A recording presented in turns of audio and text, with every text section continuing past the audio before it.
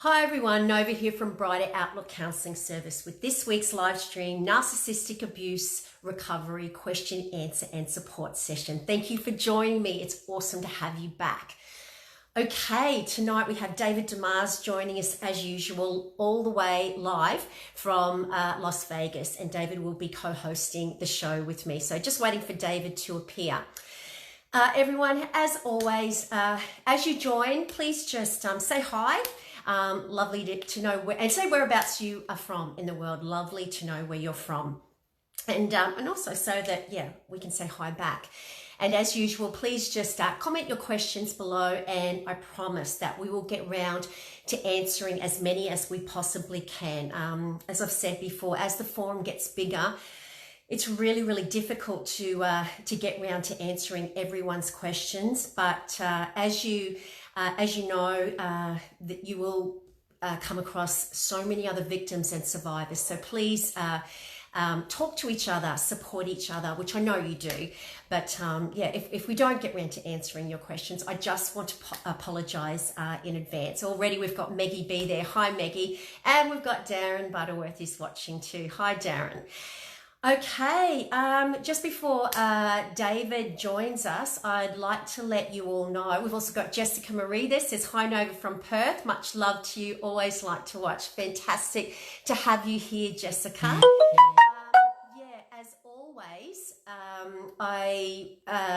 As always, I just wanted to let you know, for those of you, I guess, who are new and don't know, I'm a professional counsellor on the north side of Brisbane. But for those of you who can't get here for a face-to-face consultation with myself to help work through your trauma of narcissistic abuse, I Skype people all over the world. So it's never a matter of, don't let distance stop you, because no matter where you are, we can Skype, and I would love to be able to support you in your narcissistic abuse recovery. Just inbox me here if you'd like to have a one-on-one, and I'm very good at getting back to my messages, and I will get back to you ASAP. We've also got Katrina Deans here already. She says, hello Nova. Hi Katrina, how you going? Thank you for joining us. Okay. Right, it's been a very busy week here at Brighter Outlook. Been doing, funnily enough, I'm doing more and more Skype, so which is a really good sign, because it means that we're reaching people all over the world, and I guess when that happens, it means that awareness around narcissistic abuse is increasing. As you guys tell me all the time, there's just not enough help out there, and we need to increase awareness so that there is more support for you guys, and that you can go and talk to people about it, and they will understand what you've been through, and you can have your experiences validated. We know that that's just so incredibly important with narcissistic abuse, because just the very nature of it, it's so covert and often passive, that the psychological abuse that you endure, the utter trauma that you go through, we know it destroys lives.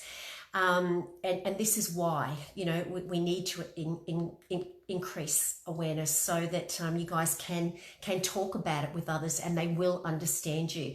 Once upon a time, it was kind of, well, not taboo, but people kind of frowned upon you and didn't really get it if you said, well, I've got depression, or I suffer from anxiety, and people thought, we'll stay away from them because there's something wrong with them, we might catch it or something, or they just didn't understand it.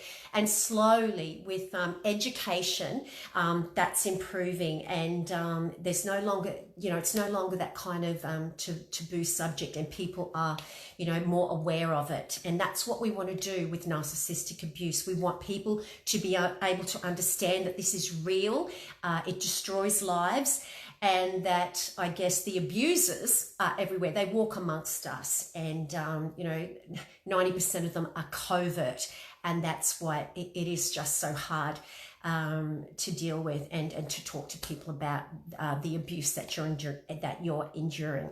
Okay, David's here, so I'm going to let David in, and hopefully this works. Let's add David. Press add, add. Always cross. I don't know why it's been working really well lately, but we have had a couple of hiccups in the past.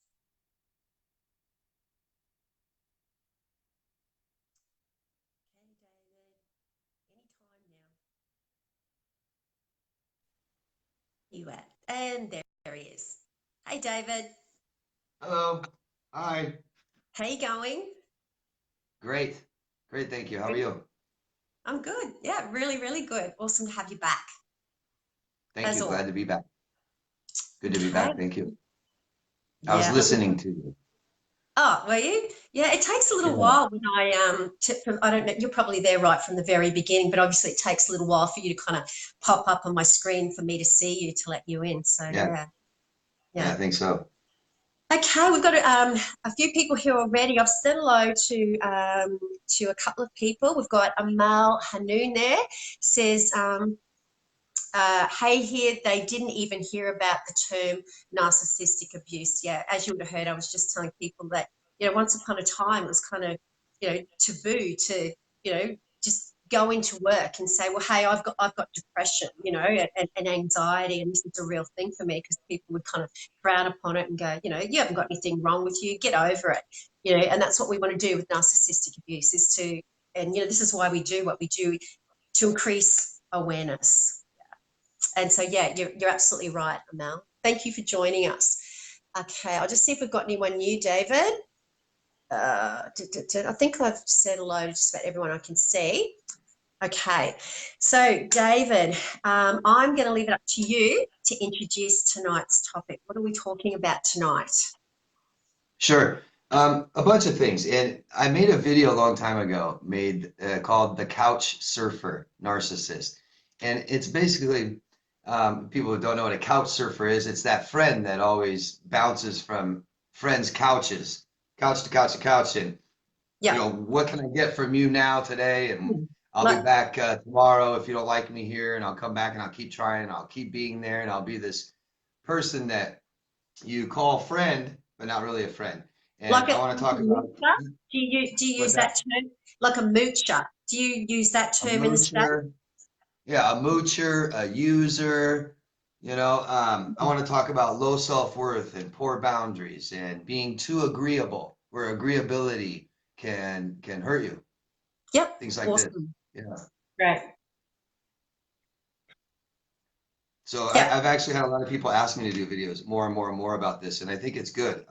yeah, I think it's a It's great not thing. just yeah, it's not just men or it's not just men, it's not just women. It's everyone that's grown up, and usually, typically, we have friends like this or know people like this when we're younger, and we start to develop boundaries as we get older. But a lot of people who have suffered from narcissistic abuse, we know we had poor boundaries, so we often will have these friends that come in and out of our lives and just are there for a matter of convenience, like a convenience store. And a lot of people aren't sure, never learn how to deal with people like this.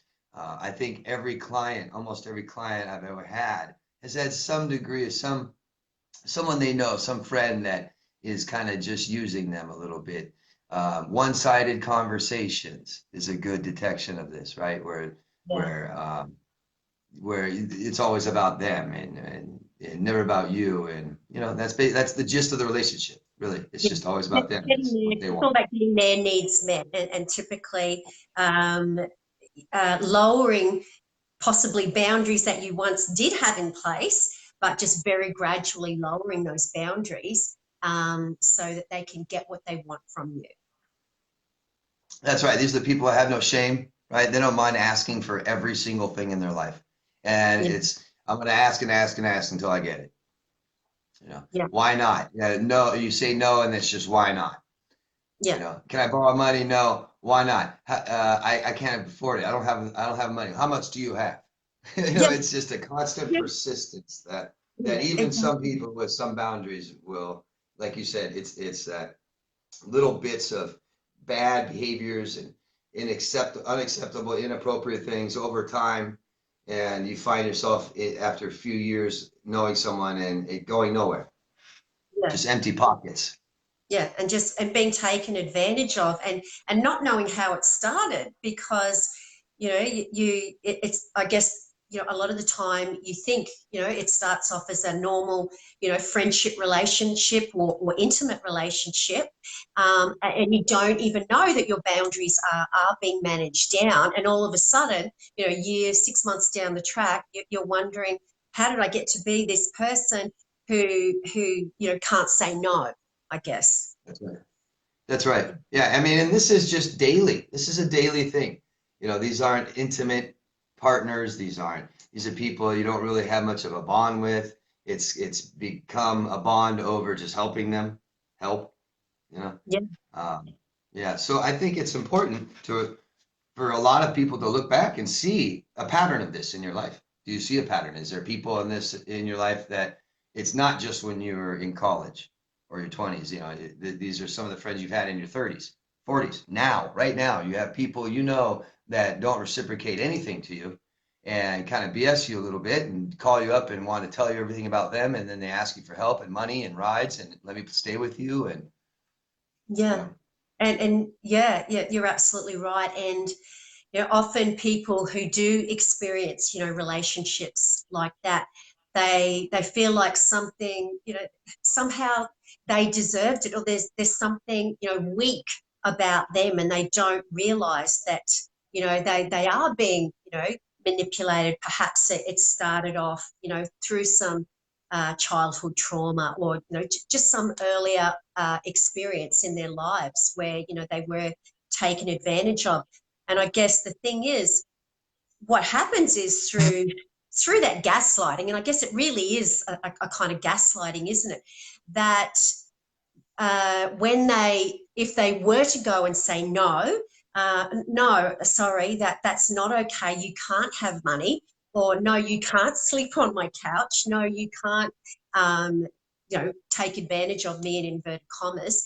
They feel bad, and they're like, oh my goodness, everyone's going to think I'm a horrible person, and I'd rather just go and do it, because then my anxiety doesn't go through the roof. But as we know, when you're not assertive, and you don't have that ability to say no, which is just being assertive, it's not being nasty, it's not being arrogant, it's not being a horrible person. When you're not assertive, it comes back and bites you anyway, and your anxiety inevitably does go haywire and through the roof, because people do take advantage of you, and you're forever just at the beck and call of everyone else, and not doing anything for yourself, and not making sure that your own needs are met. that's right. And that's why boundaries isn't just something we say. We've got to feel this. And this is a perfect example. If you don't believe that you're worthy enough to tell someone no, then even if you say it, you don't mean it, you don't feel it. Someone persistent will just step over that Yeah, easily. yeah, yeah. It's like, oh, you don't mean it. Oh, come on, you're just being silly, and this, I guess, then the cognitive dissonance kicks in, doesn't it? Where we go, oh, yeah, well, maybe we are, and we don't know that that's just the result of of manipulation, brainwashing, where we second guess our own thoughts and our own judgments, and we do think that maybe we're being nasty, and we should give in. And how, I guess, how classic would this be, and is, with narcissistic abuse, where you are conditioned 24/7 to meet the needs of the narcissist. That's right. It's conditioning you to be emotionally responsible to them, not yourself anymore. Big time. Yeah, yeah, and it has such a huge impact, doesn't it, on victims, because they, as I said earlier, they lose that, I guess, their boundaries getting managed down so far that they lose the ability to say no, and it's just easier. It's like it's just not worth the conflict, to say no to the narcissist, because they know what will happen, and they possibly they'll get the silent treatment, and they've just been conditioned not to say no, I guess.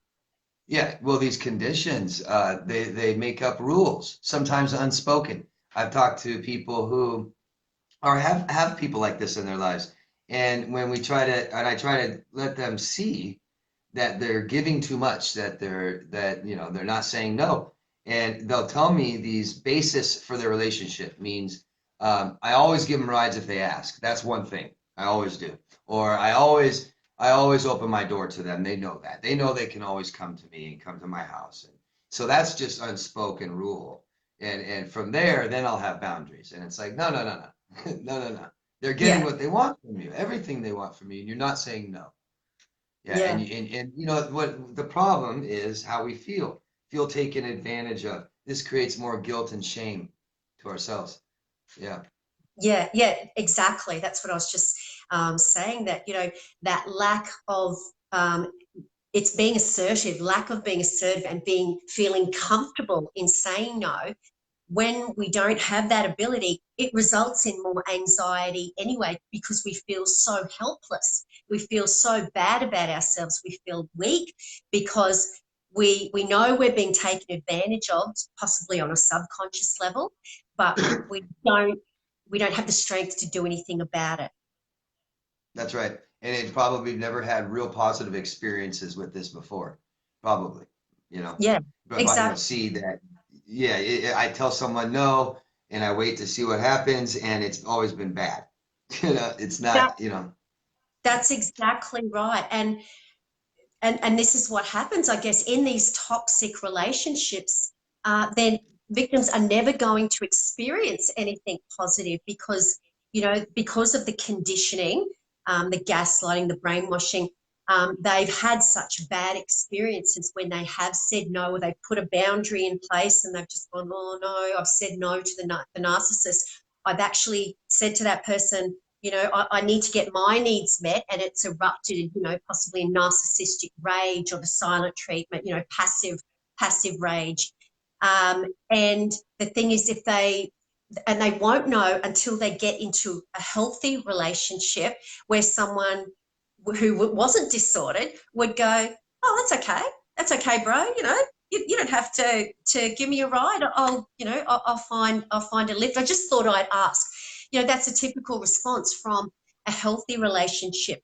But you're not going to get that positive feedback for an assertive response when you're in these toxic relationships.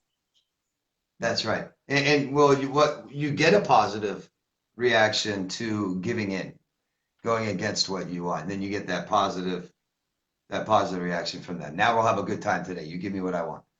You know, Yeah, yeah, and that's so true, because it reinforces what they should do next time by sure.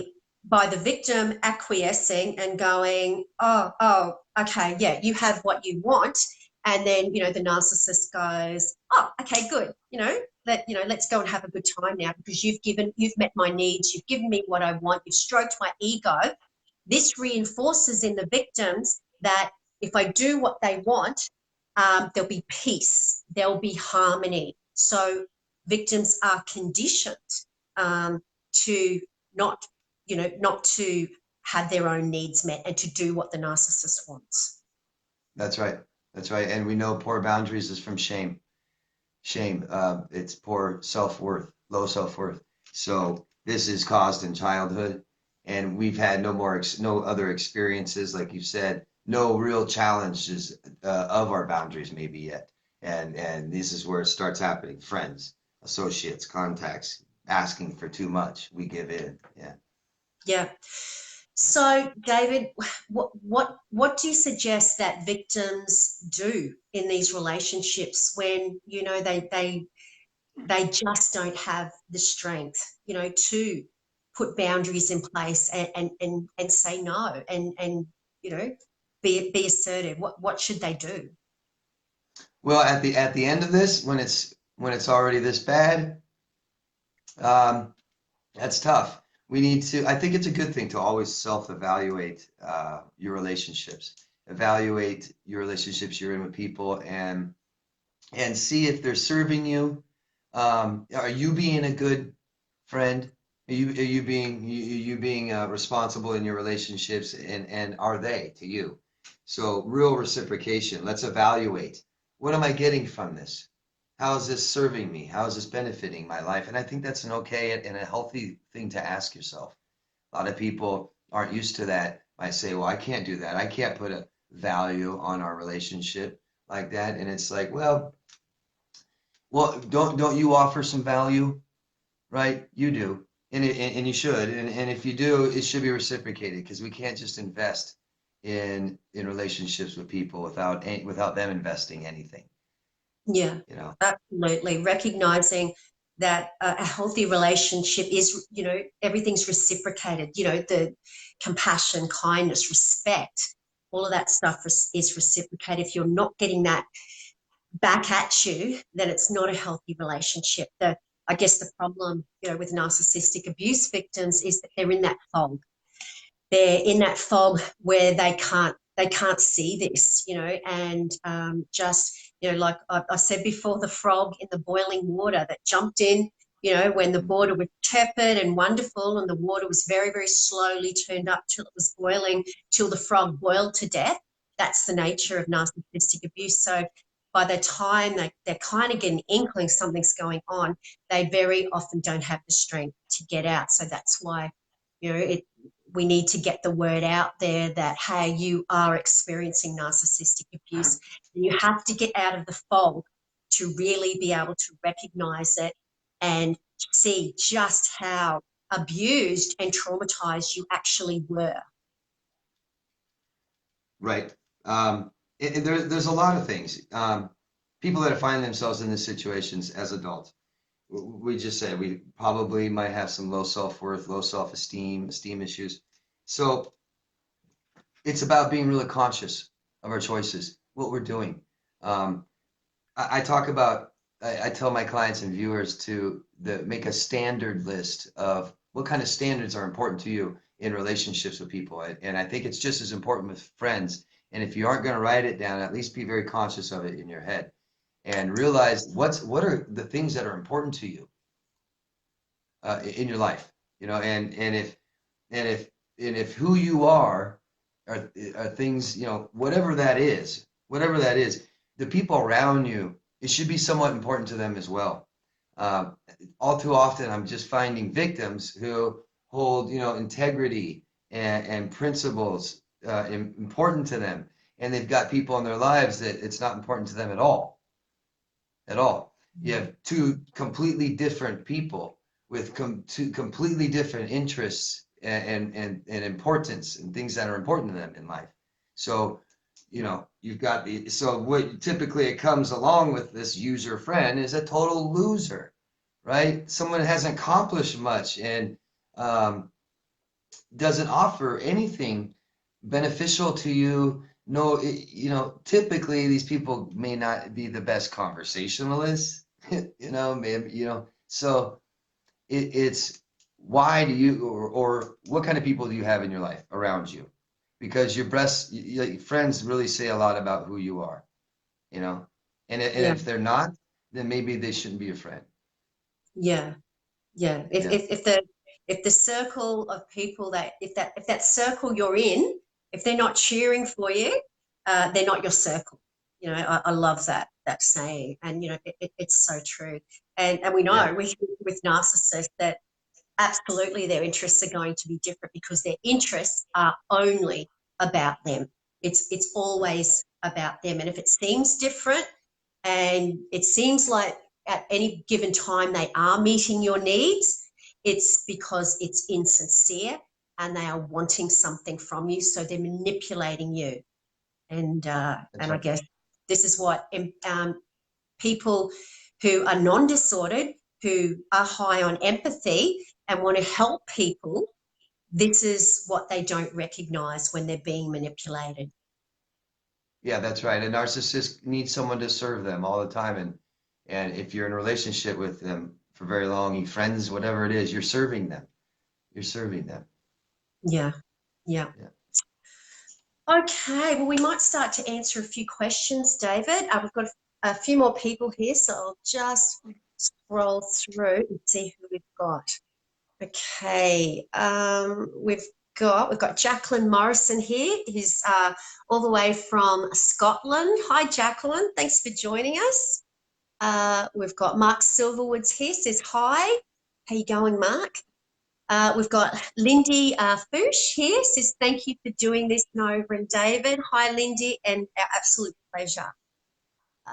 We've got Stat Uno. Says hey, David. What's good, buddy boy? One for you, David. Venus is here. Hey, Venus. Thank you for Hi, joining us. Venus. And we've got Raymond there. Hi, Raymond. Okay. Gemma Brown's here. Says, hey, Nova and David. Hi, Gemma. Tracy James is here. Says, hi, guys. Lorraine Macbeth says, hi. Tracy James says, thanks for being there for us. I didn't know I was being abused. Yeah, look, and that's what, tonight is about, Tracy, is about, education too, because it is so insidious. You don't know, like the frog in the boiling water. He didn't know that the frog didn't know it was boiling to death, and that's what victims of narcissistic abuse endure. Lindy says, fantastic topic. Thank you, Nova and David. Our pleasure, Lindy. Donna Rose says, hi. Andrew Ferguson is here. Hi, Andrew. Andrew says, narcissists don't have friends. They have a fan club. Did you want to respond to that, David? How true. Yeah, well said. Fan club. Yeah, they have associates and contacts and all these things, but not real friends. They call them Yeah. friends. Some don't even have anybody they call friends, but Followers. superficial. Yeah. Some people that somehow are meeting their needs, that they're using, flying monkeys. They're not what you and I would classify as real friends. Absolutely, Andrew. Yeah, if emotional connectivity is not important in relationships with people, I think they kind of categorize friends, put them in groups of needs. What do they offer me? Yeah. Because I don't care about who they are. So it's what do they give me? Yeah. Rides, listen to me, listen to my problems, solve my problems, give me attention, tell me I'm great, make me feel good, give me your Yeah. clothes, money. You always have good looking guys around, and then some, maybe if I was a girl, I can get it. I always seem to Yeah. meet guys through you, and you're Yeah. always there for you. You always drop everything at the instant of a dime when I need a girlfriend with me, Yeah. or yeah. Absolutely. Actually, that just made me think of something. I had a client last week, and she said, ended up reacting to his abuse, and he was saying to her, I've got more friends than you have, bringing in the brigade, bringing in all this army of perceived acquaintances and friends, which she didn't have. And she said something along the lines of, oh, you don't have any friends, no one calls you, you don't go out with anyone, just to have a good time, you don't have real friends at all. And what he said to that was, you want to bet? This Watch. guy is the CEO of a company. He went, watch this. And he got on the phone and he called up about 10 people that were underneath him that were basically, yes men that, couldn't say no to him, because they needed to, crawl, if you will, and make a good impression. So in 5 minutes, he had 10 different people to go out with, and he went, see, I've got friends. And I just thought that is just so classic. And I went through, that these are just their followers, they're people, hanger-oners that are somehow meeting the ego needs of the narcissist. Yeah. Yeah. Right. And he believes they're his friends. He may truly believe that. Who knows? But Yeah. but that's what he's got. Yeah, no friends. A fan club. That's a good one. Yeah, absolutely. We've got Karen Connors is here. Hi, Karen. Okay, we've got Nicole Francis is here. Hi, Nicole. We've got Litsa Spiru there. Hi, Litsa. Lisa says, hi, and thank you for making us aware. Our pleasure, Litsa. Mari Be Art, thank you so much, Mari says. Our pleasure, Mari. Philip Adams says, how's it going, Nova and David? Always love your info. With the how's it going, Nova, Philip, I'm assuming you're an Aussie. I don't hear too many people from the States say, how's it going? Or maybe, maybe that's just you, sounding like an Aussie. I don't know, but how are you going, Philip? And thank you so much for joining us. Okay, and Yeah, I just want to say it's really good to have men here. We don't get enough men in these forums, so it's awesome to have you. And Mark, I think I saw earlier, really good to have you guys here. Nova, does anybody else can see Nova? I don't see you. I just want you to know that. Is my camera gone? Hold on. I don't know if that's me or you. Oh, there I am. Yeah. Thank you for letting me know. I didn't realize that somehow it got switched off, but I'm back. Okay. Jacqueline Morrison White says the frog in the water, good way to describe it. Yeah, it is, isn't it, David? It's just, it's a classic, really. It explains how it just happens so gradually. And when you actually realize what's going on, it's like it's too hard to get out, unless someone reaches in and pulls that frog out. Yeah, which hopefully That's right. the forums are doing, pulling you out. Yeah. Yeah, realize, guys, that if you have relationships, friendships, whatever you want to call it, with disordered abusers, people that exploit you, that you typically, when it's this bad, it's gone too far. You've let it gone too far. Red flags, little things you've seen and felt, you let slide, or you addressed, and it started a fight, and you never finished, and it just keeps happening and happening. I mean, it's amazing, isn't it? I'm shocked every day by the behaviors of people like this. Yeah. They almost have no shame. Yeah, look, I don't think they have any shame at all, David. Gosh. Okay, we've got Jenny Mears is here. Hi, Jenny. Jenny says, how does codependency play into a narcissistic relationship? Okay. I might tackle that one. Okay. As a lot of you know, I hate that word, codependency. I know that there are issues of codependency with narcissistic abuse in that, things that have gone on in your childhood and the shame that you feel with, possibly being alone and your attachment, your attachment style, you need to be with someone and issues like that to do with that kind of trauma. When it comes to narcissistic abuse, though, I think that codependency, that word screams of victim blaming, and I don't like it.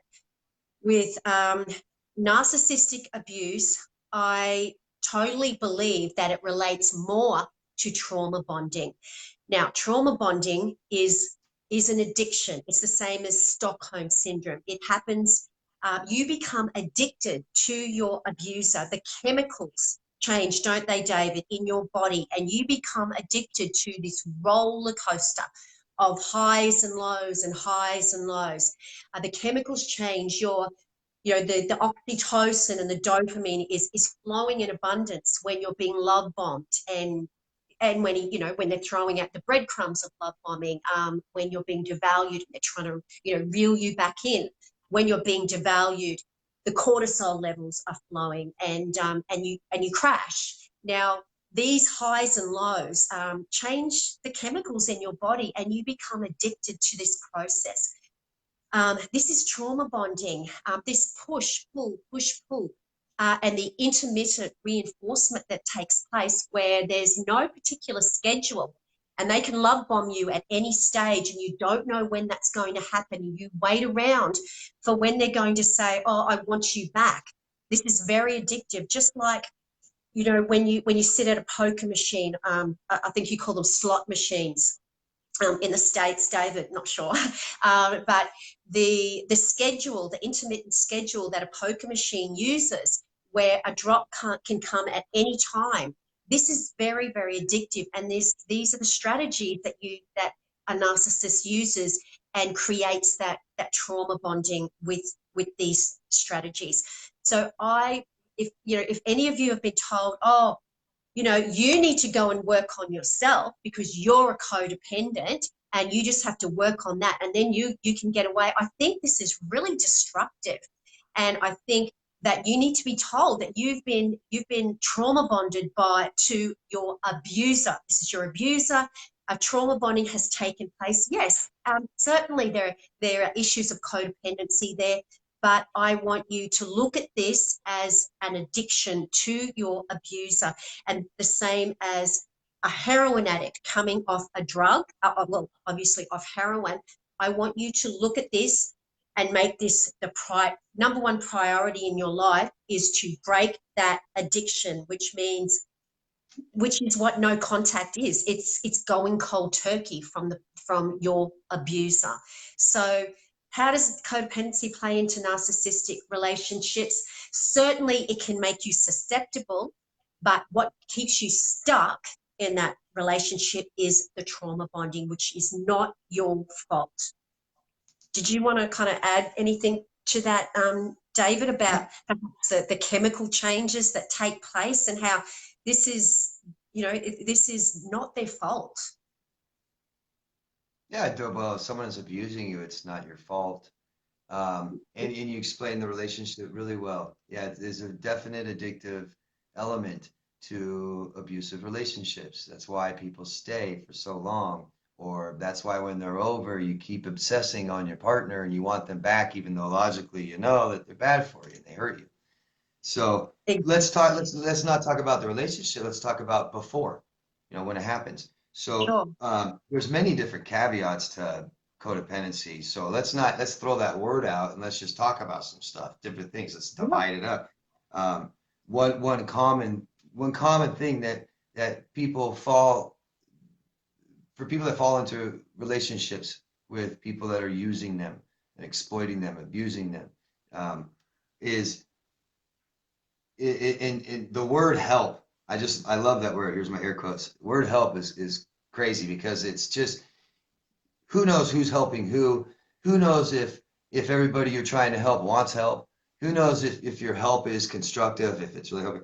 So one thing that many victims do, and I think you guys can realize this in the after the relationship's over, you'll be explaining to somebody why what you were trying to do in this relationship that was clear wasn't working. And what I get most common is, I just wanted to help them. I wanted to help them, right? And it's obvious they needed it. That's for sure. And that's where it really comes in. At the end of the relationship, you can look back and you can see, yeah, they're problematic. Their life was. They always had problems. And I want to help them. And this will get you into trouble, guys. Very much. It's a great thing to do to help people, especially people closest to us, especially people who need it, right? That's a great, admirable quality for sure. It'd be great for all of us to take care of each other and stuff. But getting too involved is where the problem lies. And people can really exploit that in you, really, really exploit it. It's just so easy if you're so willing to help somebody and they are so trying to exploit you and use you. It's just that combination is all that's needed. So I think agreeability is something I talk about a lot. And, we think agreeing in a conversation is a good thing, and it can be. But what if you don't agree, right? Agreeing when you don't agree is not serving you very well, and it'll really get you in a bunch of trouble. And it gets you into that position where it's been too far down the road. It's too late now. Yeah. So there's many different caveats to this, and we don't need to label it codependency. Yeah. Codependency is just so many different things as well. It's just But a term, isn't it? It's just a term, I think, that is overused, really. And I think that, what you've gone through, could be labeled by some people as codependency. But like you said, there's so many facets to it. So to just say, well, you're a codependent is it it really has a negative connotation to it. I guess that's what I struggle with. That puts tends to place blame on the victim, and I think the way yeah. you're explaining it is really, really good, and kind of sets it out really well. Oh, thanks. Yeah, good. Yeah, I mean, and that's really important that because people, if you've been abused for a period of time, long period of time, you didn't know, right? I mean, yes, it's easy to look back and say, "Yeah, okay, that's bad, that's abuse. I see that now." But man, so many of my clients, they don't know.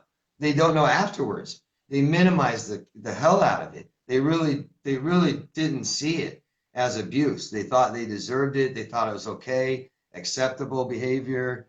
They saw it growing up, whatever it is. But so we need real awareness, real consciousness, guys, and things that you do every day should explain best say who you are, and the people in your life should really represent you. They say you are who your friends are. That Yeah. can't be more true. That can't be more true. And if anybody out there doesn't like that, because you have some bad friends, then change it. Change Yeah. it. Yeah. Yeah. If you're saying, no, that's not true. I've got some real bad friends and I'm a good person. Well, change it. Change it. Yeah. Yeah. Yeah. Clean, Don't change clean, them. Don't help them. Change it. Yeah. change your circle. Yeah, Yeah. absolutely. Okay. Um, Mark says, I'm 2 years free, but a friend request from her family member makes me think she's still watching. Yeah, be careful, Mark. Flying monkeys, people keeping their eyes out, as David and I have spoken about in the past. Narcissists can come back a year, 2 years, 10 years, 20 years down the track. And, certainly if they're short on narcissistic supply, they will be watching you to see what you're doing, to see, somehow if you're susceptible again. And getting a friend request from out of the blue from your previous narcissist is a red flag. Let's put it that way. It's a big fat red flag. So yeah, be very careful about accepting that request. Yeah. Well, I mean, here's agreeability, isn't it? I mean, I know you probably don't want to be friends with their family anymore, but here you are struggling. Maybe you are, I shouldn't say you are, but maybe you're struggling with, well, that's rude not to accept it. So Yeah, I we, hear that we, all the we time. yeah. So guys, change that. Okay. Let's change this. So if deny the friend request, tell them never do it again. What you need is a positive experience to build that kind of confidence up. So you never have to, it doesn't bother you anymore. I got a friend request. I don't want to be friends with them. Don't need to be. No more Yeah, guilt.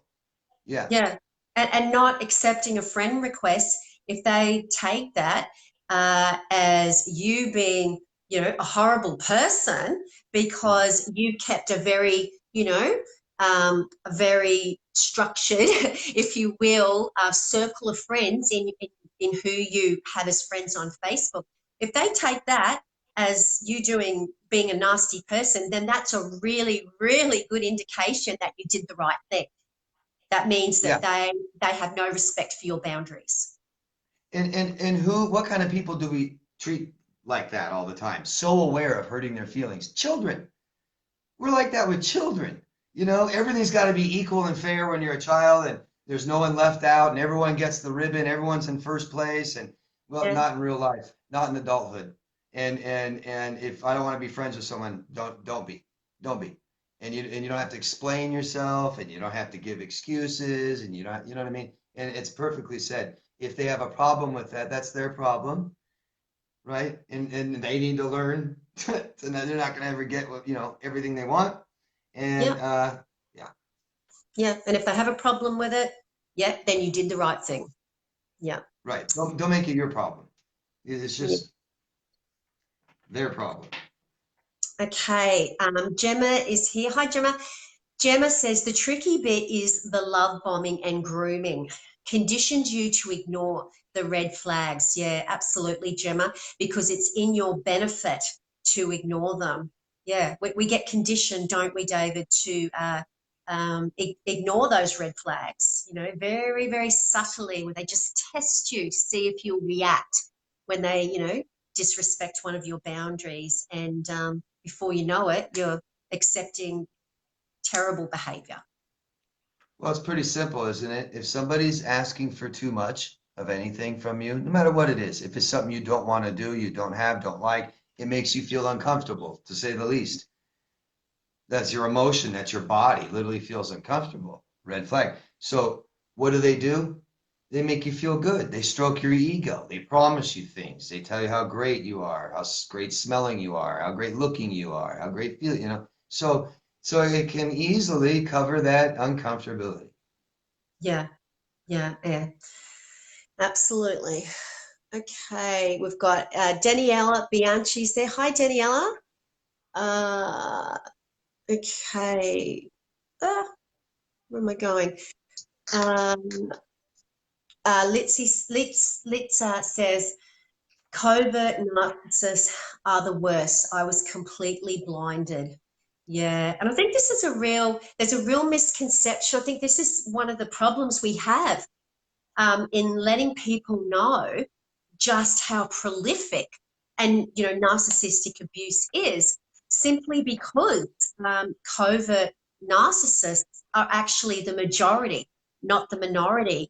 I totally believe that probably up to 90% of narcissists are covert narcissists. They walk amongst us. They can be your neighbor, someone you work with, a doctor, a lawyer. You know, they don't go out there going, wow, I'm wonderful and I have all of, a magnificent car and a fantastic job and I'm so special and I'm better than you. People have, and I'm, taking pictures of themselves and looking in the mirror all the time. People have this vision that narcissists are overt and that they should be able to pick them, when actually the opposite is mostly true, in that they fly under the radar, and most of them are passive and you don't see them coming, and this is why so many people fall victim to them. Yeah. Well, I mean, it makes sense. You know, normal human beings, we flock, or we are attracted to people similar to us. You know, imagine being dropped in some weird foreign town, maybe even in some weird foreign country with nothing. Now you need all these things, right? What are you going to do? You're going to try and look and act just like them, aren't you? You're not going to stand out in a crowd and be overt and cuss, swear, and demand and no. You're going to be their friend, and you're going to start wearing the clothes they do, and you're not going to voice too much of negative opinions, demands, needs. And besides the fact that it's hard to ask for what you want, anyways, these people don't know how to ask for anything they need. So I'm gonna manipulate you for it. I'm gonna make Yeah. it make you feel like it's your idea. Yeah. Yeah. And I guess the other thing they do, David, is they really don't have their own personality. That they are Mm. whoever they're with. Through the mirroring, they are mirroring whoever that they want to impress. So any given target they have, they will take on those attributes and they will become like them, so that they do fit in. They will look around and go, oh, okay, I'm at a funeral. Okay, people cry, so I better start crying. I Yeah. better do what everyone else is doing. When you're in a relationship, you need to say those three words all the time, because they really like that. They really like it when I say I love you. So I have to say I love you all the time, because then I know that I'll get a really good response from them. And what they're doing is they're simply mirroring what they think are society's expectations, or they're mirroring whoever they're with. They actually don't have their own personality. That's right. You are simply looking at something familiar yourself, things that you like. Yeah, and that's what makes you feel comfortable, doesn't it? It's like, Yeah. hey, I'm with one of the gang. This person's just like me. Exactly. What country makes you the most comfortable? Yours, your own. Yeah. Yeah. Yeah. And this is why, guys, it's so so easy again to fall victim to these covert narcissists, is because they know this, and they know they have to appear familiar. They are chameleons. Absolutely. Sure. Yeah. Daniela says, I got rid of him. So I got rid from him and his mistress after 3 years, and he wanted to give me a visa, except that's a shame because he does the same behavior with his employees. Yeah, not quite sure what you're saying there, Daniela, but it sounds like you're talking about, yeah, he's mirroring them, and he's trying to impress them and, be like them, and also, gather followers. Yeah. It's good that you got out anyway. I'm so happy about that. Yeah, remember, guys, you see somebody doing stuff you don't like, it's not okay that they're doing it to somebody else if you don't like it. Don't wait for them to do it to you. Principles. What's important to you? Have those things in other people. Seriously. Yeah. I had the worst friends growing up. I mean, maybe not even bad people, but I look back and I'm just amazed at some of the people I was friends with. Just like, Jesus, that's not like me at all. That's not who I am. I didn't do those things. Why was I friends with them? Yeah. Yeah. Yeah. It makes me think of, how, some of the mistresses feel, who end up being narcissistically abused, and they think, at the beginning, well, he won't, or she won't do that to me, because, they're so kind and caring with me. But what you've got to remember, if you're, the result, if you're the mistress or the person that they were cheating with, they're going to cheat on you. There's nothing surer. They don't change. They just simply change victims. Principles. Principles. We can't move principles around. Principles are stationary. This is why they're a principle. Yeah. So if I don't approve of cheating, it's not okay. It's not okay. It's not okay to cheat. It's not okay to cheat with anybody, not just to me. Yeah. Principles. Yeah, it's not okay here. It's not okay there. And I'm just going to keep them right here all the time. Cheating's not okay. Absolutely. Jonathan Kitsos is here. Hi, Jonathan. Jonathan says they push you away and then they suck you back in. Yeah. Yeah. We kind of just spoke about that, Jonathan. There's that push, pull, push, pull. I want you, I don't want you.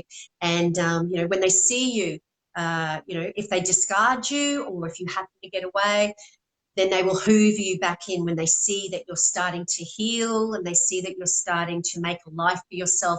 Then they will suck you back in with, with breadcrumbs of the love bombing, and you're just so susceptible to it, to that hoovering, if you haven't worked out what happened to you and you haven't had your experiences validated. It's what they do. Yeah. Real impulsivity. Never sure what to do next.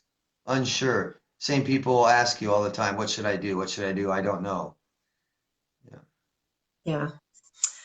Yeah. Tony Pierce is here. Hi, Tony. Tony replying to Gemma. Tony says, yeah, you're right. And often a narcissist will make you feel good at first. They show interest in what you're interested in. Yeah, that there's the mirroring, Tony. Then they appear to encourage you, which of course feels awesome. Yeah, how classic is that, David? And this is what, is the crazy making. One of the crazy making things of narcissistic abuse is the very things they tell you that they love about you. Oh wow, you're a singer and you've got 2 degrees at university. They go and brag about you and tell you how amazing are. They're the very qualities that they will try and destroy when they're devaluing you. So all of that is a big red flag, and it's an illusion. It's a tactic to lure you in. Yeah, I mean, if we want something, need something, the best way to go about that, if from another person, is ask for it, right? But they don't. They won't. They won't. They don't know how. It's tough, too hard, too responsible. Yeah. Well, They, if they, to they're only after getting their ego stroked, and anything else. If you're achieving, or somehow they perceive that you're better than them in some way, then that is a huge blow to their ego. They suffer a major narcissistic wounding, and you're going to be punished, aren't you? It's just you can't be better than them. And that's why people, you guys will feel like if you're in a relationship with a narcissist that you're competing all the time. They're competing with you. Yeah. And this is not a healthy relationship. In healthy relationships, your partner should want to make you feel secure, you know, not and your partner should be proud of your achievements, not, you know, pathologically envious of them and make you feel bad that you've got something that they don't. Right. Right. Yeah. Envious. You're accomplishing something in life I cannot. Yeah. Yeah. Yeah. Okay, we've got Kerry Francis is here. Hi, Kerry. Okay. Just trying to find. We've got Nay CC is here. Hi, Nay. Carol and Ashley is here. Hi, Carol. Um, she says, I agree with that. Not sure what you're responding to, but says, yeah, why blame the victim?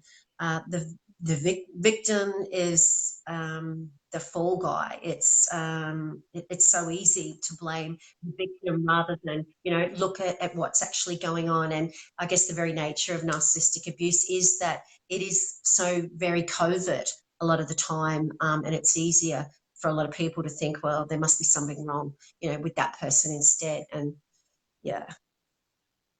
Yeah. There's another element of codependency. Bring that up again. Right. Yeah. But it's, it's accepting or assuming responsibility of everything the other person's doing, making you feel like you're in control of your life more that way.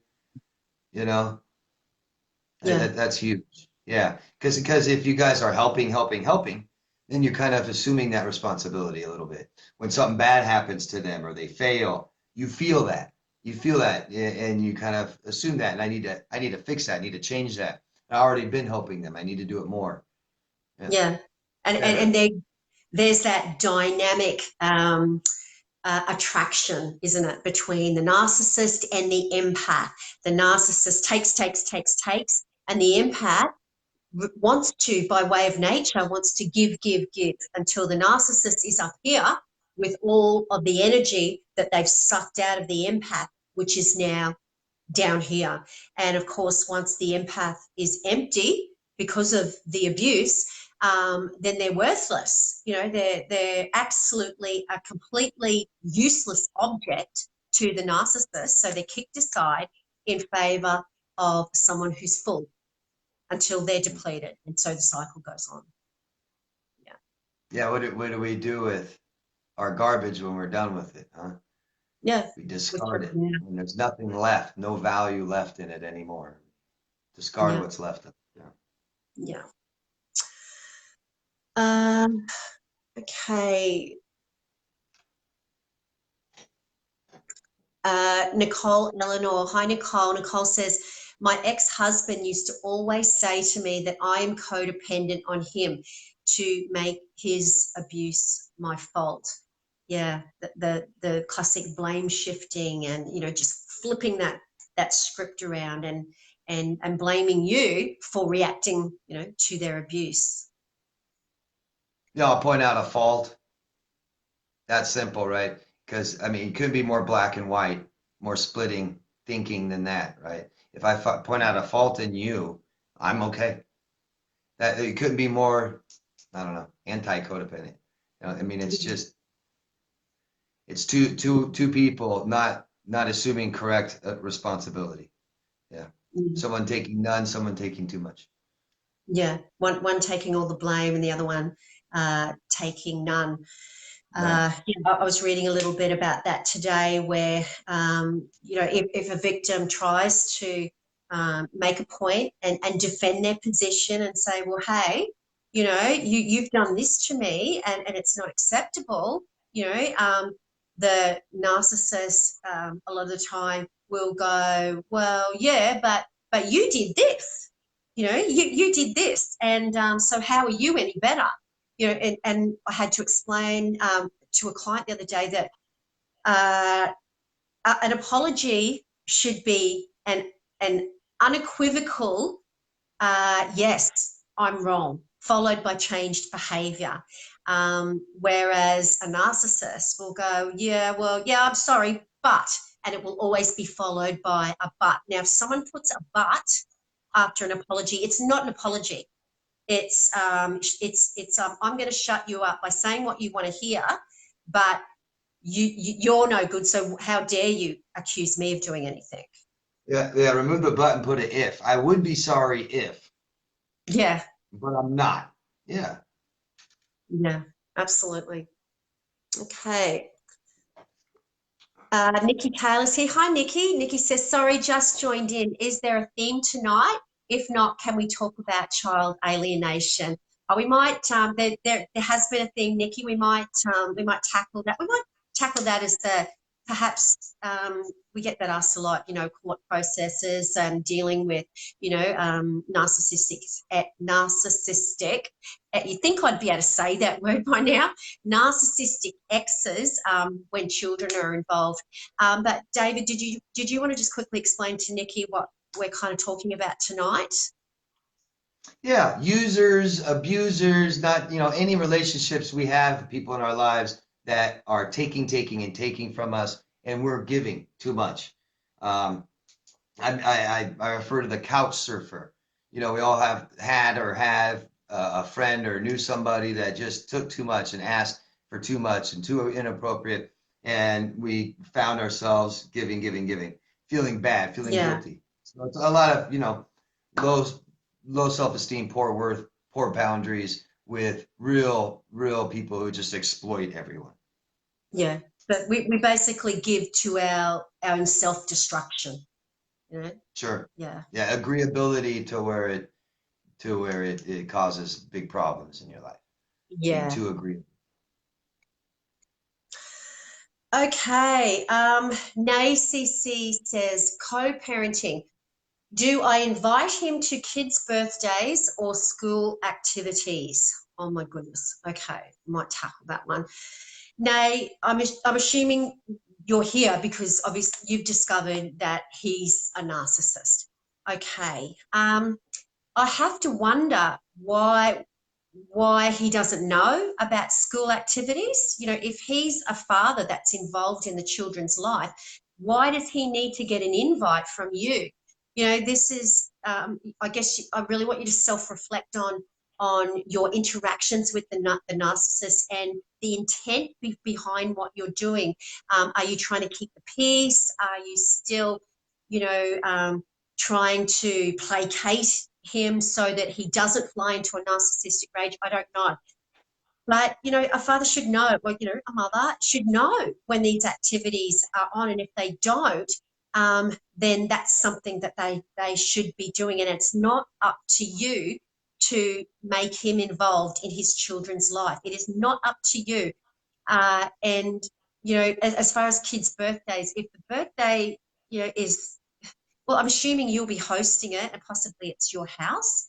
Can he have a birthday of his own? I know this is not ideal that you can't invite your ex and your child's father to your child's birthday, but what you've got to remember, this is not a normal person. This person is disordered. You've got to remember what is behind him coming to any of those activities, because a narcissist, their motivation is never about what's best for the child and making that child feel good by being there at the birthday party or being there at the school activity.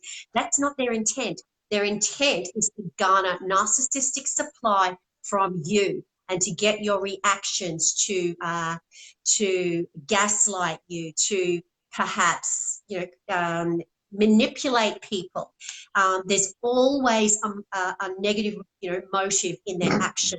So I guess I want you to look at why you would be inviting your abuser to these activities, and really look at the fact that this parent should be doing this anyway.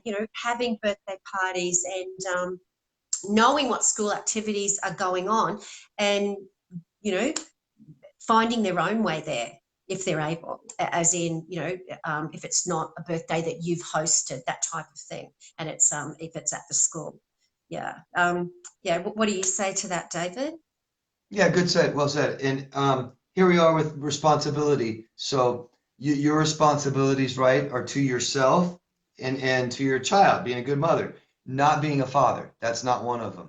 Not being a father to your child or being a father, that's not one of your responsibilities. That's his. So let him fight for these things, let him ask, let him do these things. But the responsibility you have, very important, is to you. So these answers are for you to come up with and decide what's appropriate, what's okay for you. Okay. So if he abused you and he upsets you and you're here asking, then maybe you shouldn't have him around you. Maybe you shouldn't be there. Maybe either you or him should be at this function, not both. And that's just the way it's going to be because that's the way divorce is. And it's a sad, sad thing, but it's got to happen. And you two need to be apart. It'd be a great ideal situation for both of you to be working for the child, be together and stuff like this, being able to be, there together and talk about the child and stuff like this. But what's realistic? Can you handle that? Will that happen? Is that what he wants too? He's got to want it too. So take responsibility for yourself, please, and realize that that responsibility falls with taking care of you first and then your child. And never, you don't have to be a father. That's his. Yeah, I hope that Yeah. helps. Yeah. Yeah. But Okay. as far as these things after divorce, talk to your lawyer. Talk to your lawyer always. Divorce Yeah. matters. Talk to the divorce lawyer. Um, Yeah. it's too bad you can't have communication, open communication with him about your child. Maybe Yeah. someday you can. If you can't now, then that's the way it is. Yeah. Yeah, Unfortunately, you're not dealing with a normal person, are they? You're dealing with someone whose whole being is around sustaining a false mask. Their children are just objects, to sustain that false mask, to which they need narcissistic supply for. So, they do not have their children's best interests at heart. It's only what they can get out of their children. So yeah, you've got to look at the motivation and intent behind your behavior and also behind any behavior of his. Yeah, your behavior would obviously be, I want to do what's right for my child, and I think it's right to have her dad there, but look at the repercussions of having him there, and look at also at the future and what could happen with regard to him creating a scene, smear campaigns, manipulating people at the party, making you look bad, ruining. We all know how narcissists will go out of their way to ruin any special event and make it all about them. So just remember that too. Yeah. yeah, yeah, yeah. Good. Well said. Okay. Jessica Marie's here. Hi, Jessica. Jessica says boundaries are important. Yeah, absolutely, Jessica. And this is what we lose, in the relationship with a narcissist. Our boundaries get managed down without us even knowing it. And before we know it, we're accepting behavior that we would possibly never have accepted at the beginning. And we have to relearn how to have boundaries again. And that takes lots of support and self-care. Yeah.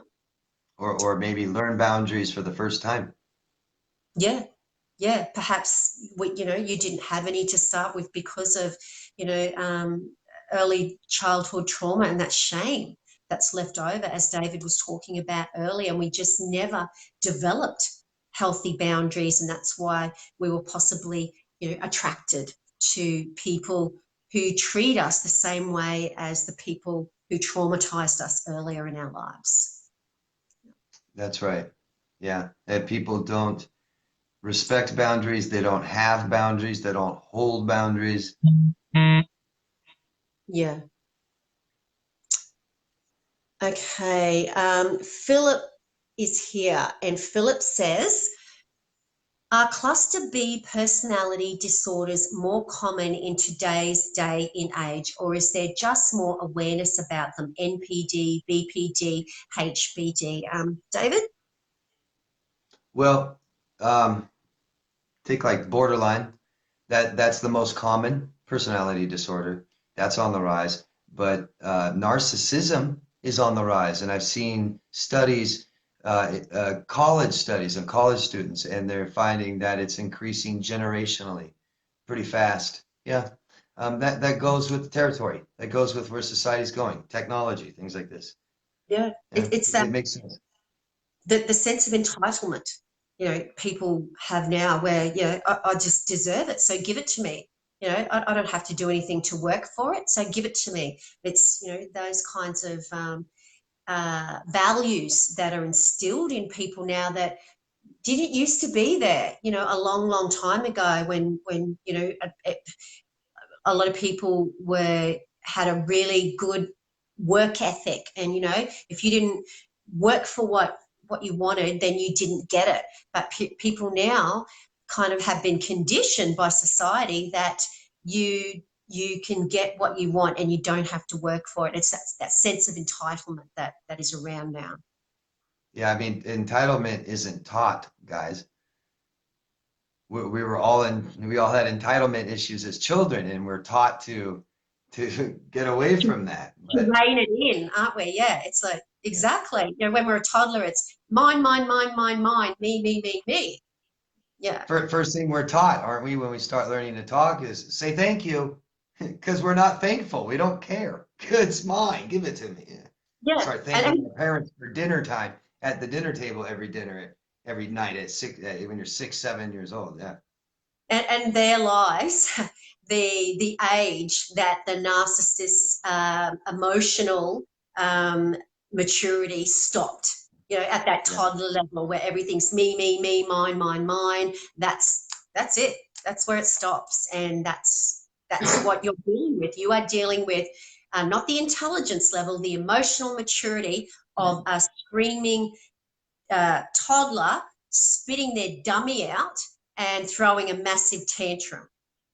Yeah, who never learned to break temper tantrums by 5 years old or by 7 years old. And so that's the appropriate way for them to learn. They learn that's how they get what they want.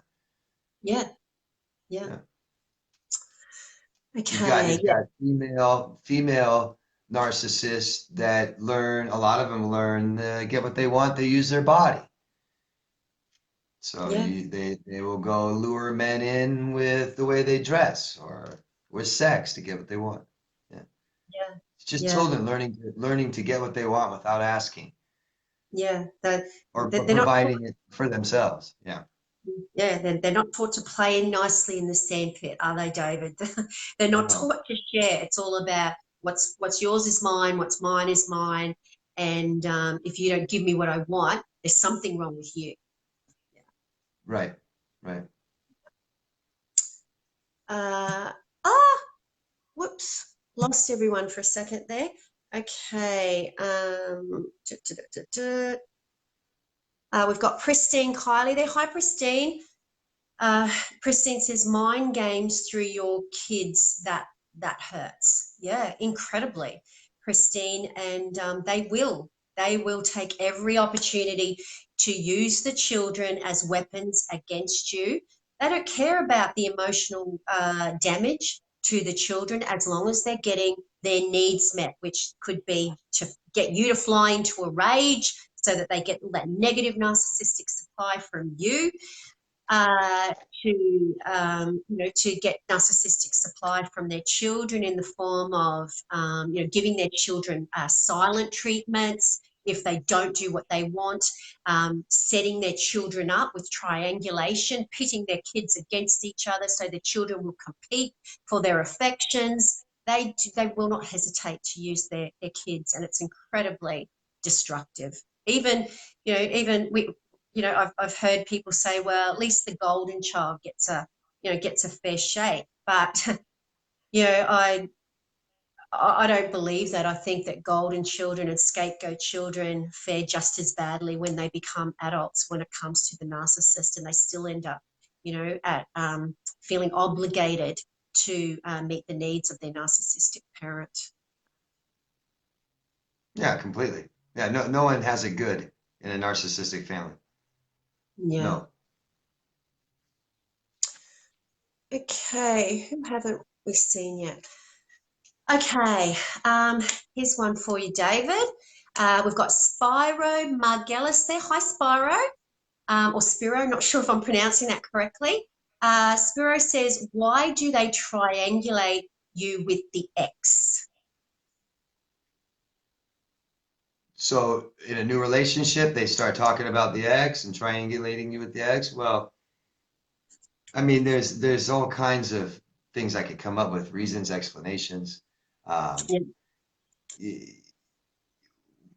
for one, they're not over the ex, are they? So they're not dealing with that relationship in a healthy way.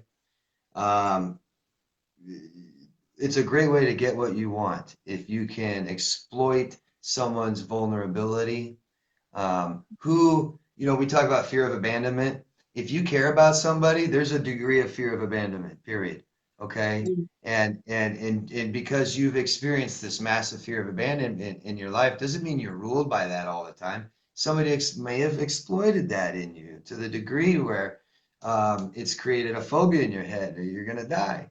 I mean, it's just absolute abuse. And triangulation, introducing somebody else to your relationship is really horrible. Yeah. And yeah, it can get anybody to react. It can mean all kinds of things. Yeah. You're not good enough. Not just you're gonna lose me, but you're not good enough. Jump higher, try harder, start fighting about, with somebody else about me. So triangulation is absolute control and a need for massive attention, isn't it? Yeah. And they'll triangulate Absolutely. you and they'll do it with 4 people, 5 people, 6 people, 7 people, however many they can get, however many you will accept or allow. Yeah. And yeah, exactly. That it's all about elevating the narcissist status and putting them on a pedestal and making them feel, like they're something to be desired. They'll triangulate you with the ex because if they say, oh well, my ex did this, or I've got this ex, oh she's contacting me all the time, and she just can't get up, or he just can't get over me. Like David said, if you're very vulnerable, what this is going to do is it's going to make you try harder. And it's going to, and what it does is it makes the narcissist think, wow, I'm this wonderful person. I'm a wanted commodity because, I've got this person trying to get back with me, and I've got this person trying harder to not be like the ex. It's just a big setup to make the narcissist, to stroke the narcissist's ego. And it's about pitting people against each other. And these two people mightn't even know each other, but they might hate each other. It's just a big setup. Yeah, narcissists are extremely envious people. And I'll tell you right now, or guess what envious people want all the time. They want everyone else to be envious of them. It's a status thing. They want everyone to want what they have and who they are. That's their worth, their value. So I want Yeah, everyone to want me, everyone to fight over me, argue about me. And yeah, yeah, they get yeah. it. They get it. It happens. So true.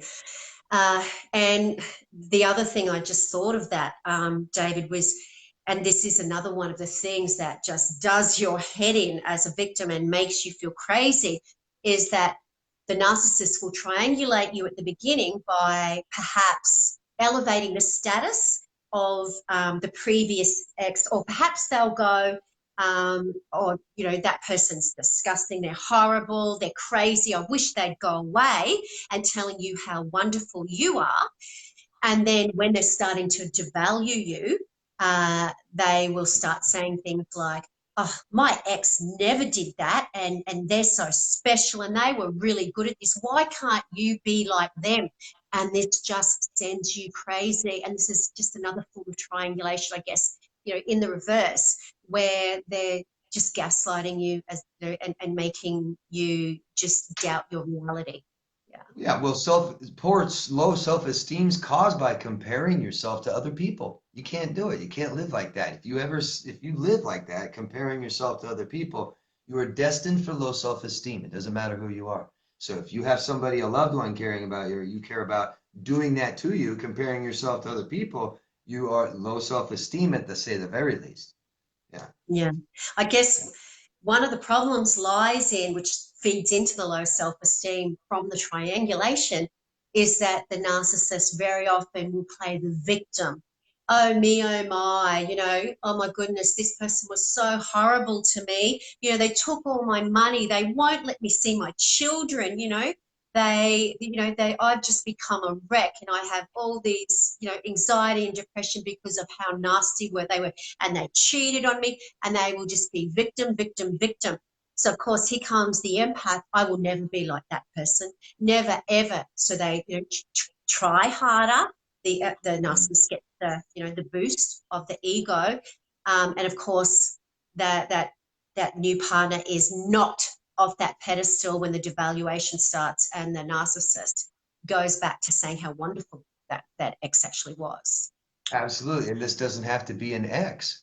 Real common is narcissists will start talking about your relationship maybe with somebody else, a coworker, right? So now here's this coworker is going to be judging our relationship. What are they really doing? If they're my friend, my coworker, I'm the one telling them they're going to be judging you. You're under a microscope. Yeah, Yeah. absolutely. And you go along to the office the next day and you're like, why is that person looking at me like like I've got some kind of contagious disease? And it's because of exactly what you said, that narcissist has been in there triangulating you and or setting up a really good smear campaign. Or they'll just tell you, whatever problem we had last week, last night, today, I went and conversed with my coworker and talked to them about it, and they think that that's pretty wrong of you too. They agree with me. They think that they understand why I'm hurt and what you did was wrong. I mean, that's just, what are you supposed to do to that? Oh, now I'm what, against you and your coworker now? Yeah. No, I'm the bad guy. I need to defend myself against both of you. Yeah. Yeah, that's the bringing in the troops, isn't it? When you Yeah. say, "Oh, even these people think you're crazy," and then you do, you think, "Oh," you feel isolated, and you think everyone's against you because they brought in all this perceived army of people that they say agree with them, which is just manufactured in their head. It's threatening. It's threatening. Yeah, Very intimidating. Yeah. yeah, yeah. Okay, David, we might just answer one more, and then we might wrap it up. Okay, who haven't I said hello to yet? We've got Elizabeth Edwards is here. Hi, Elizabeth. Says, hi, guys. Lizzie here. Good to have you here, Lizzie. Okay, last one for the night. We've got Stan Giorgio here. Hi, Stan. How you going? Stan says, hi, Nova and David. Enjoy being single and finally at peace after 20 years in the Diam. Not sure what that word is, but yeah. Yeah, good on you, Stan. You're an inspiration to everyone else, and you're proof that there is light after narcissistic abuse. Stan's gone, sorry, typo, after 20 years of abuse, I will never trust a man again. That's written in stone. Okay, David, I'm going to leave you with that one because we hear that all the time, don't we? We hear, that's it. I'm never going to get into another relationship because they don't want to be hurt again. Of course. And that's the easy way, isn't it? Yeah, that's the easy way. And do what you got to do now. But there's advantages to having relationships with half the world, the other half, men, that you'll find that will serve you just as much or better as with women. You're limiting yourself, and you're just scared. So having a bad experience, if you just learn why, you can have control over that, so it doesn't happen again. So this kind of fear is just showing that you don't understand completely what happened. Okay, it's not, the more, just try to, the more and more you understand exactly what happened, the more you'll realize that human beings, that us men aren't all bad people. And a lot of these men that do bad things maybe not be bad people, maybe too young, too immature, doesn't know. So don't give up, because you're not giving up on the world. You're giving up on yourself is what you're doing. You're giving up on yourself, allowing yourself to have a future. You know, I don't care how old you are, you have a future, Yeah, and men are going to be in it. And if you just try to stay safe, you can do that. You can stay as safe as you want, but you know, not being vulnerable to people only limits your own experience. Okay, yeah. I don't know how And else better to say it. yeah, and they've taken so much, Sam. They've taken so much from you. Don't let them take that. Don't let them take your ability to have a happy, healthy, normal, fulfilling relationship ever again. Trust your judgment. Trust what you've learned. Trust that strength that you've gained from the experience with a That's right. narcissist.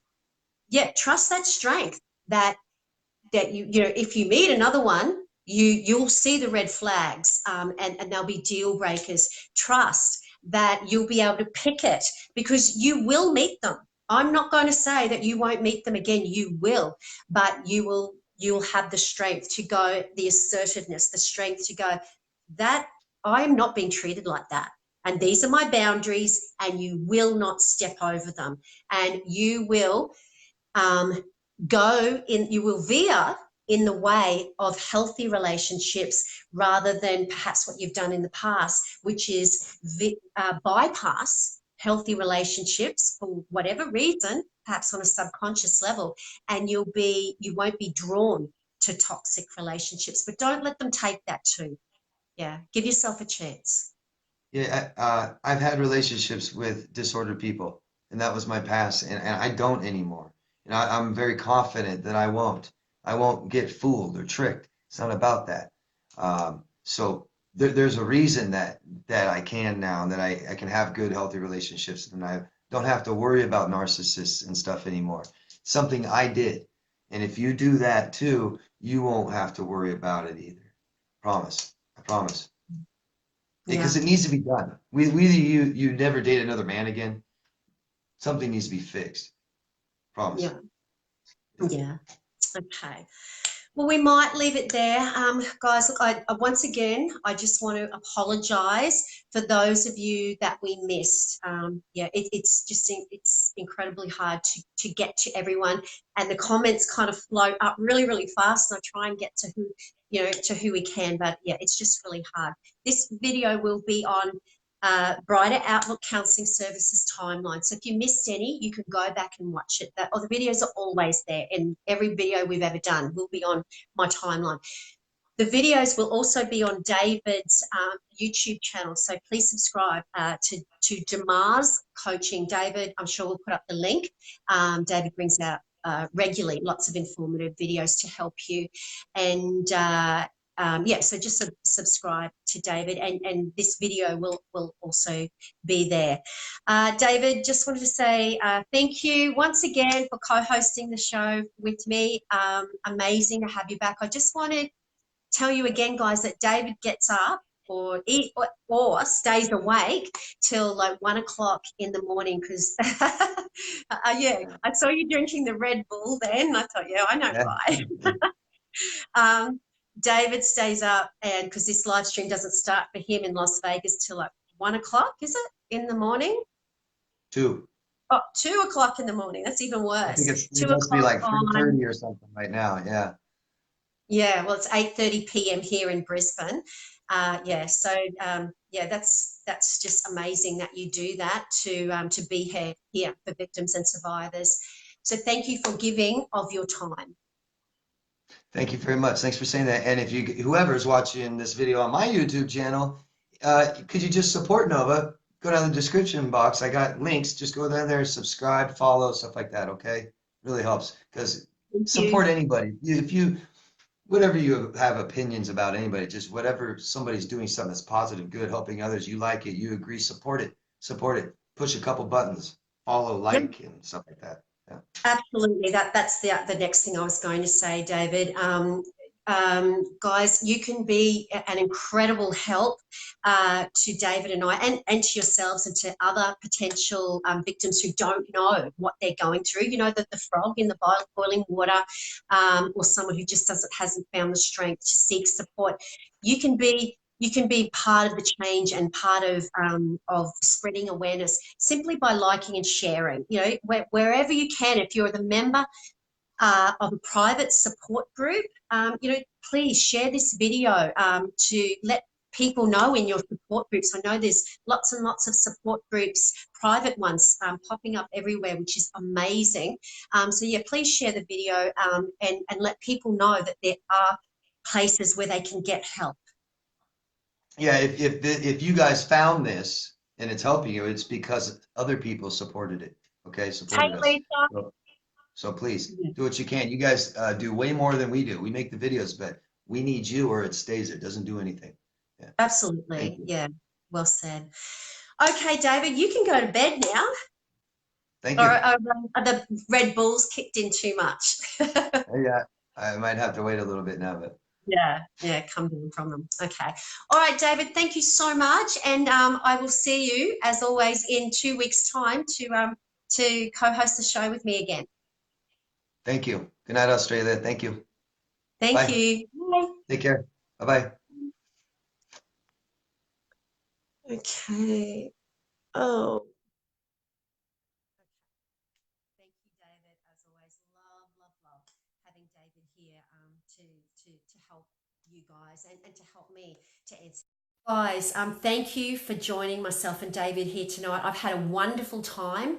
I love doing these forums, and it's, you know, helping victims of narcissistic abuse. Yes, it's my job. I'm a professional counselor, but it's absolutely my 100% my passion as well, and I'm very, very passionate about it, as I think you would all know by now.